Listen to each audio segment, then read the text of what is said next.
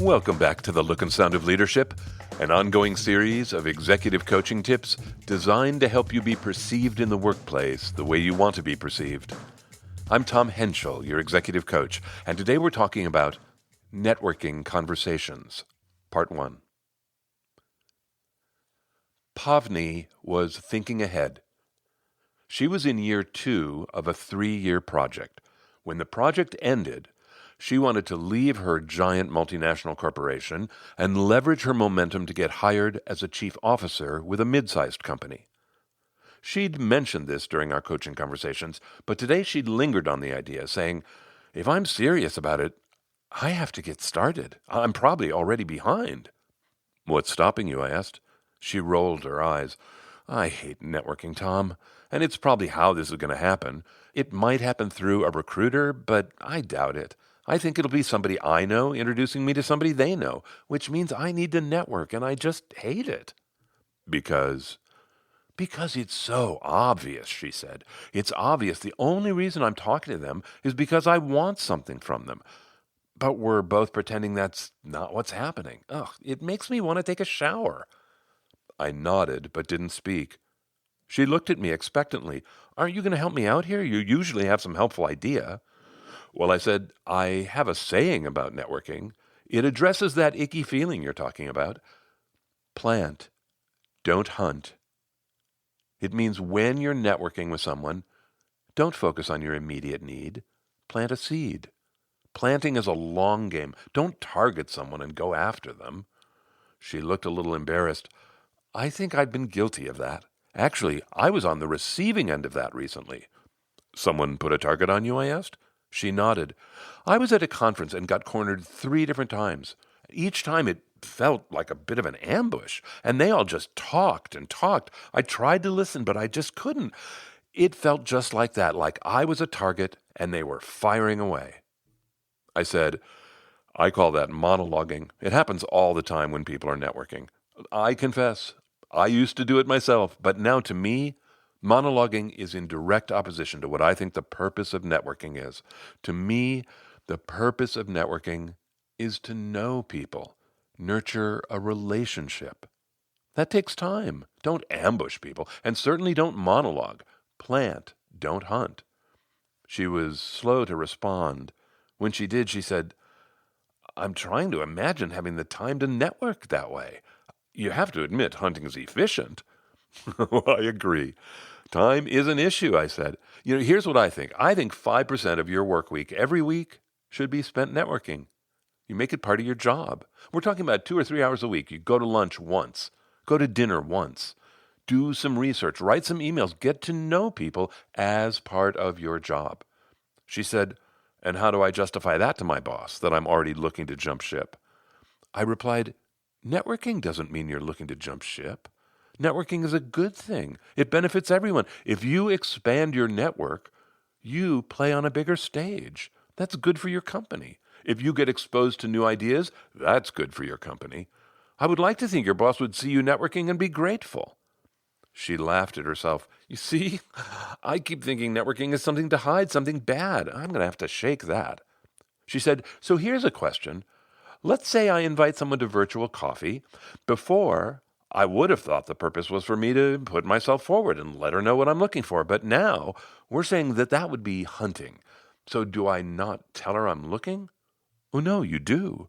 If the purpose of networking is to know people, I hope she'll want to know how you're thinking about your future, and I hope you'll be interested in hers. Oh, she said, I hadn't been thinking about her talking and me listening. I'd only thought of me talking and her listening. Oh, well, that changes everything, doesn't it? If I'm going to listen to her, that makes it a conversation. That doesn't feel like networking at all. Okay, I can do this. And then her head gave a shudder. Ooh, the initial outreach will be hard. I'll do it, but it'll be hard. I said, I completely understand that feeling. Can I tell you a story about it? Will it make me feel better? She asked. I think so, yes. Then go ahead, she said. I said, I have 2 daughters. They're both grown women now. Both are adopted, and in both cases, their mother and I committed to finding our own birth mothers, and that is a hard hill to climb. The very first lawyer that we ever talked to about finding a birth mother told us this story, and I've never forgotten it. She said to us, "Your baby is out there. You don't know where, but your baby is out there, and someone knows where it is. So you have to tell everyone you're looking for a baby because you don't know who has your baby." And then she told us about a client of hers who was standing on her porch one day chatting with her mail carrier.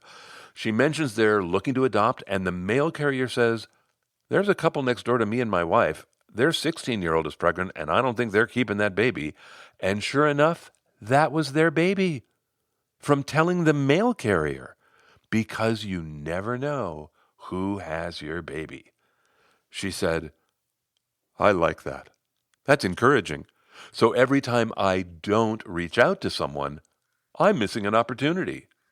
I nodded in agreement, because you don't know who has your baby. She asked, "And in my case, my baby is what? Just the relationship itself?" "Should there be more?" I asked. She laughed. "Well, I suppose not. Because the purpose," I said, "is just to know people, right? Have a conversation, have a relationship." She said, "I get it." Well, I'm getting it. I said, "If you're shy about making an ask, here's something I'll do sometimes. Suppose my ask is to make connections in some company. When I network with people, I will tell them my ask, but I will then ask them if there's anyone they think I should talk with who could help me. I'm not putting them on the spot asking them if they'll do it. I'm asking who in their network they might connect me to. And if they give me an introduction, no matter what happens, it grows the number of people I know, and that's a win." She nodded. "I hear how that could be helpful, but I've got a bigger question. Suppose I'm having a network conversation, right? I'm getting to know someone. I don't want to put a target on them, but I want to be sure they really hear what I'm looking for.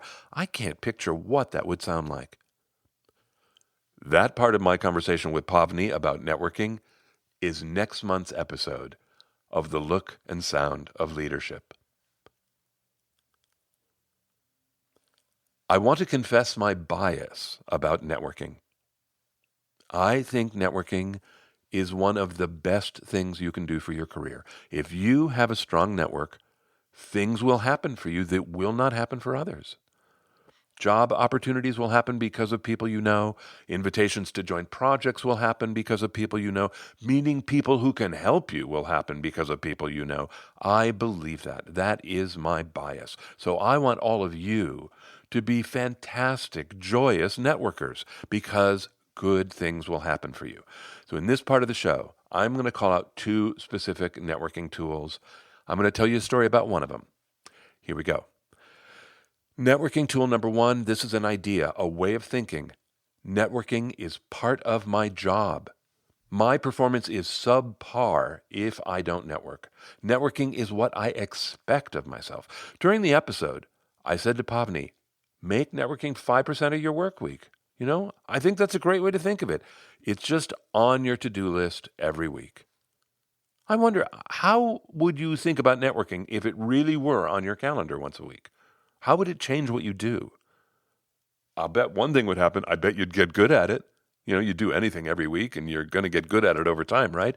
So the first tool, adopt the belief networking is part of my job.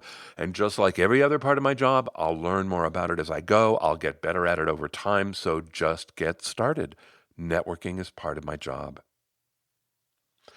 Here's networking tool number two. This is about the purpose. The purpose of networking is to know people. Why? Because jobs and projects and people who can help you will show up when you know people. Knowing people takes time, it takes effort, it means you have to show up. How might you do that? Some people show up in their alumni societies.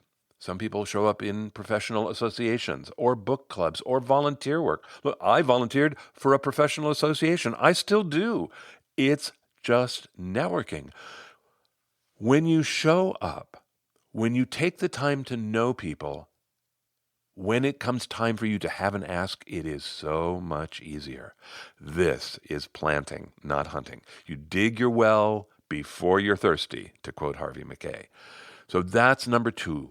Know people, plant, don't hunt. And the story I'm going to tell you is about this exactly. It's about why the purpose of networking is just knowing people. This is a story from when I was a fairly new consultant, and I will tell it to you right after this month's gratitude. Gratitude this month to Dr. Sam Humphrey. Unbeknownst to me, she had been a longtime loyal member of this listening community. And also unbeknownst to me, Sam is an executive coach of very high standing in the UK. Sam created a podcast called Coaching Stories to go along with her book of the same name. In the podcast, she invites heavy-hitting coaches with these amazing pedigrees onto the show, and she asks them to tell 2 stories. One is a flow story, and one is a fall story. And I do not mean fall like the season. I mean fall like in falling down. I've listened to every episode. They've been fascinating. I've learned something from each one, and listening to Sam is great. She is engaged and smart and a fantastic listener. And now I am grateful to say I am in her library. Sam invited me on the show. We had a very meaningful conversation. The 2 stories I told, I would just never have told anywhere else. They were both really meaningful to me. I would love to share them with you. The episode just went live. I'd love to know what you think about it. Sam, much gratitude. The link is in the show notes, everyone.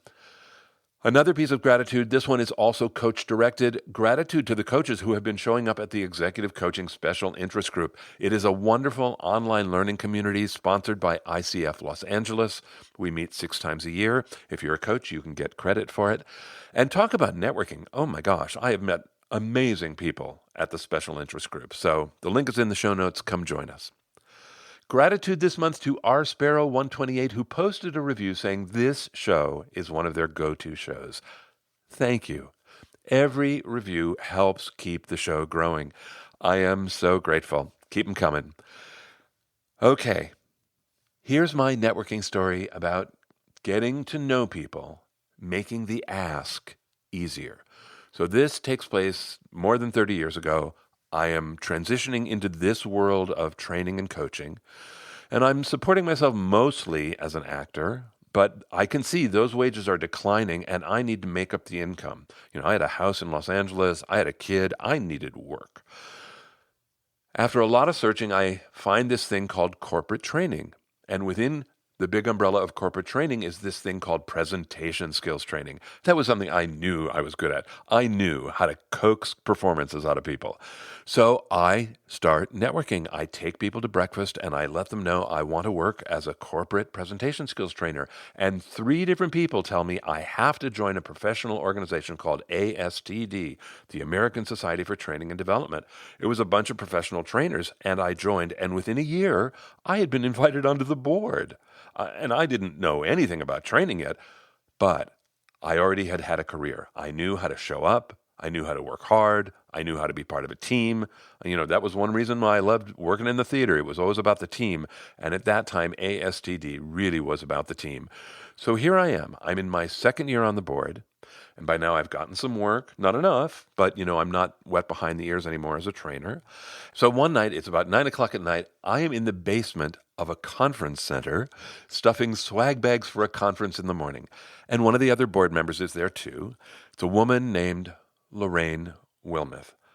In the board meetings, I had really admired her. She was smart and articulate. She was always focused on solutions. I thought she was great. And also, I just happened to know Lorraine worked for a company that sold big training packages. She was their head of sales. So it's 9 o'clock at night. We're talking, we're stuffing, we're talking, we're stuffing. And at one point she says to me, "By the way, what do you do?" And I say, "I do presentation skills." And she freezes and her eyes go wide and she goes, "Oh man, do I need you?" And that was it. I ended up working on and off for Lorraine for 7 years. She put me to work in huge corporations I could never have gotten into on my own. I learned so much, and she paid me, which was part of what I'd been looking for. I got the work because we had taken the time to know each other. I didn't have to make an ask. Nothing could have been easier. Listening to that story now, one of the things that surprises me and I think about is that after 2 years, she didn't know what I did. There's a part of me that goes, that's perfect networking. That's just getting to know people. I never had to make an ask. She was completely on board the instant she knew what I did. She was sold. There's another part of me that thinks back to like conquering people pleasing. That episode, like maybe I could have spoken up sooner and advocated for myself because look, she needed me. Either way, it was planting, not hunting. I built relationships. In our episode library, there is an entire category called relationship building. It's important to the look and sound of leadership. If you browse through that category, you will see many episodes that are going to help you know people. 5 specific episodes that I think will help your networking skills: the art of chat, elevator speeches, mastering nerves, mentoring and mentors, and networking.